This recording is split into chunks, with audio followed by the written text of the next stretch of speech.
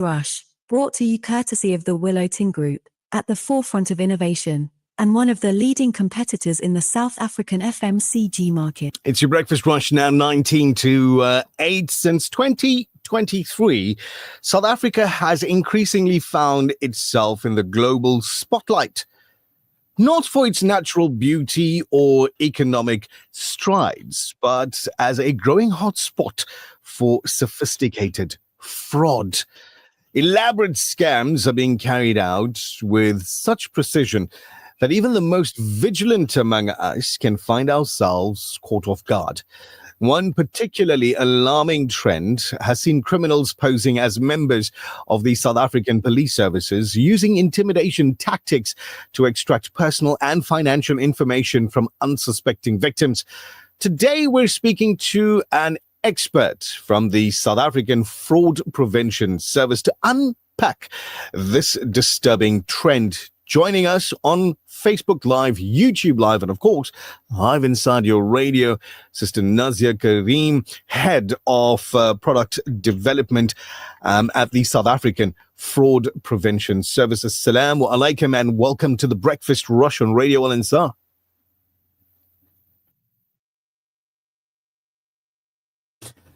Sister Nazia, I'm not sure if your microphone is still muted. We can see you, but we cannot hear you in the studio. So let's just have a quick, there you go. Looks like you've unmuted. Salaam alaikum once again.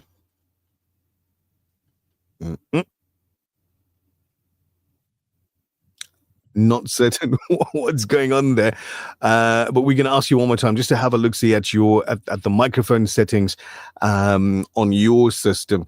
Now we're going to get into this conversation where we're talking about. There we go. I think we can hear her now. Assalamu alaikum. Wa alaikum assalam wa rahmatullahi wa barakatuh. Can you hear me now? Got you. Perfect. Jazakallah for having me on the show this morning.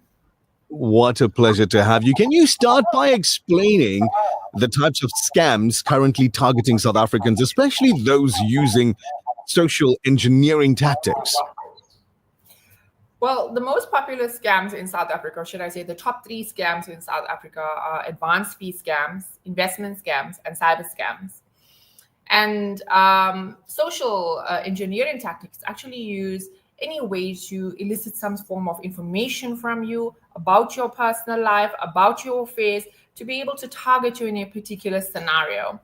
Some of the most common scams that South Africans are experiencing are online shopping targeting scams and then loan scams. For example, when you go online to shop for a particular type of maybe product you've been searching for a while, they've been monitoring your activity to see what it is that you're looking for. And then they target you with adverts associated to those particular products. And they create fake shopping websites, and you shop on this particular website, giving away your personal information and even your credit card information. And then suddenly you'll find transactions going off your account, products you actually never going to receive. And then, unfortunately, South Africa also has a very high employment rate. So investment scams is a passive manner of income. And people are looking into ways to make money outside of their everyday job. And so cryptocurrency, online trading investments are actually quite popular. And many of these adverts are posted on social media platforms. And unfortunately, victims are falling victim to these particular types of scams, investing their money on these particular websites or particular platforms in the hope that they'll be able to earn some additional passive income. And unfortunately, they'll end up losing more and more every day. And then the last, most vicious of all 3 is cyber scams. Today, we all have a cell phone in our hand. We keep our entire life on that little device. We've got everything from our personal information, our family information, our banking. All that information is held on your device. And malware can actually be loaded onto that device to hack through the device and access your information. And if you lose that particular device and you don't report it, you're actually giving away that information. So these are the top three scams at this point in time. And social engineering is used a lot to be able to allow you to download malicious malware onto your devices, or particularly click on an advert or a post on a social media platform to get you to interact or jump onto the scam. Why are these scams particularly effective, and which group in society are most vulnerable? There is definitely no discrimination. The most advanced, most educated person can be targeted, and every other person as well. It just depends on what the scenario is and who's the particular group or target that the scammers are looking towards. In, for example, investment scams, they look very much towards the primary income group of our country, which is the ages between 35 and 45 to 50. And these particular individuals are targeted with regards to investment scams quite difficultly.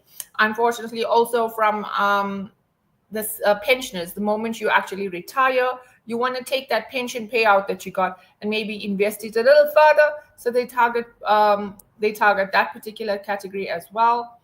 And unfortunately for online shopping, today most of us do our shopping online, and the youngsters are actually quite a big target here as well. And definitely a very big target is the younger generation between 18 and 30 for cyber scams. Majority of them live online, they socialize online most of the time, and they are getting hit quite hard from a cyber scam perspective. So if you've just tuned in, this is the Breakfast Rush on Radio Al Instar, and we're talking fraud, we're talking scams this morning. We've got Sister Nazia Karrim, who's the head of product development at the Southern African Fraud Prevention Service. Very interesting information coming through this morning. Why is it important not to click on links or download apps sent via messaging platforms, especially those that are claiming to be from the SAPS? Well, currently there is a very big scam going on. It started a little while ago, but it has become more prominent. So the scam's been rife in South Africa for a while, targeting victims across all 9 provinces. And in the last recent months, it's been impersonating the Bloemfontein police station in particular. And they are sending you, the scammers here are impersonating the actual officials of the police station, targeting victims outside of their jurisdiction. And then they actually use formal tones and conversations and terminologies and even the rankings.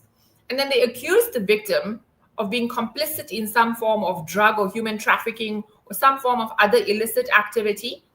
And when the victims now panicked, and so they say, in order for you to be able to get assisted and to prove your innocence, you need to download this particular app. And they send it through a social media chat platform like WhatsApp, which is currently the common tool that's being used. They're sending you the application, the link to that application via the chat, and they're asking you to download it and install it on your device. Once that app is installed in your device, and the relevant permissions have been given, the malware goes to work and the victim's device and applications are actually compromised. What's really malicious about this particular type of scenario or MO is that they're actually trying to convince the victim of the legitimacy of the crime by sending them fake official documents like search and seizure warrants and arrest warrants. And for somebody who doesn't know what these documents look like or how they're actually supposed to be served to you, which is via a sheriff coming to deliver it or the police officer actually in your presence, then they are actually looking at these documents and thinking, oh my word, this is real. What am I going to do? I need to comply or I'm going to be arrested. And they'll end up giving away their information. And another tactic they use in this particular MO is they say, in order to prove your innocence, switch on your video call. Let's have a video call. Share with me your documentation. Show me your bank statements. Take screenshots of your banking accounts so that I can see the transactions that are associated to this human trafficking or drug trafficking scenario that they've put up. It's not you. And because the victim is so terrified, they comply. And they actually end up compromising themselves. They another way that they go about it is they state that they'll do a statement via video call because they're outside of your jurisdiction. So to make it easier for you, video call. let's do this. And then they use that to biometrically verify the transactions that are processed. How can victims report such incidents? Well, there are many different channels to do so. I think the first most important thing is that you can contact the police station. If a particular officer or scammer phones to claim to be from a particular police station, you can actually contact the police station using the number on the SAPS official website and not the number they give you. Or you can contact them via the SAFPS YIMA scams hotline, which is 083 123 scam, which is 7226. And you can actually go through and find out this particular officer, is it real? An officer by law is required to identify themselves. And you have the right to confirm this by contacting the SAPS. So contact them, confirm the information, and make sure that you're actually dealing with a police officer. And if they really want to be able to contact you, they'll ask you to come into the police station, your local police station, where you can be assisted. So really briefly, what happens after someone reports a scam? How do the SAFPS and SAPS work together to investigate? Oh, the most important thing about any incident is that the victims need to come forward, be responsible, and report the incident to your nearest police station and to the South African Fraud Prevention Services. And the reason for this is that information we use to be able to gather intelligence that actually helps us to identify the syndicates operating behind these particular scams. If we don't report the incidents, we can never get the information that's required to actually find out who are these syndicates. And I know it is difficult. I know a lot of people feel it not worth their while. But in the end, you are saving both yourselves. It may also save your loved ones and those around you as well. So reporting the incident to us, you can use the YIMA website, which is www.yima, which is yima.org.za, to report an incident online. You can also report it at your police station, and we can use that data to hopefully catch the criminal. As a final question for this morning, can you tell us more about this YIMA platform? So YIMA is a toolbox that we actually launched a few years ago. So SAFPS identified the need to provide the consumers with some form of tools to protect themselves against scams. So the YIMA toolbox has numerous different tools in it, such as, for example, a DNS scanner, which you can actually use to scan a particular website before you enter it to check for any vulnerabilities, to see if it's been reported for a scam. So you know if you don't click on that link, you're actually going to get scammed. So here you are, you can put in the URL on the website and check it, or you can download a browser extension and download it onto your actual device, and it will do the check for you. So the moment you do click, by accident perhaps, on a link that is malicious, it will pop up a warning and it will tell you this particular site or this particular link is malicious, have reported, stop, don't go there. And these are just some of the tools on the YIMA website. There are many others. You are more than welcome to go around and play with it. But one of the most important features on the site is the hotline for you to be able to report an incident. And then also you can report it online using the digital process to report an incident as well. Indeed. I want to thank you for your time and valuable information to our listeners this morning. Much appreciated, and we wish you a wonderful day ahead. Assalamu alaikum. Wa alaikum assalam wa rahmatullahi wa barakatuh. TBR it is. That was Nazia Karrim, the head of product development at the Southern African Fraud Prevention Service. Naz, how many times in the past have you heard, I've been hacked? Too many times. In fact, my card has been charged with purchases that I didn't make. Gosh, that's scary. That is it. Listen to this listener's message this morning. If you think your card being hacked is scary, listen to this one here. She says, Salams, this is what happened to me. Someone contacted my HR where I work via email, posing as me, and requested them to change my banking details. They even submitted a fake bank confirmation. They contacted her again to confirm the bank details were changed. Imagine your HR department gets contacted and your entire salary gets paid by them, but into the wrong bank account because somebody sent them confirmation of new banking details. Frightening. That happened to my wife. Sure. Thankfully, whoever works in HR at that company was clever enough to say, clickety click, come to the office.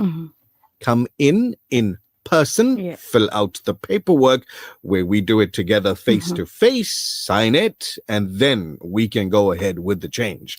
Smart. We're not going to do it online. It was crazy. I remember her coming home that afternoon, sort of like, the chest pounding. Yeah, of course. Oh my gosh, this is what almost happened It's to me. Scary stuff.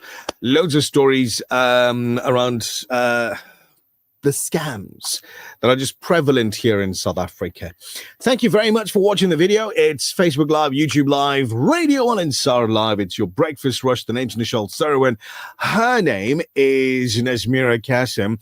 And Hajra Habib on the video says, I'm glad because this has become a huge problem.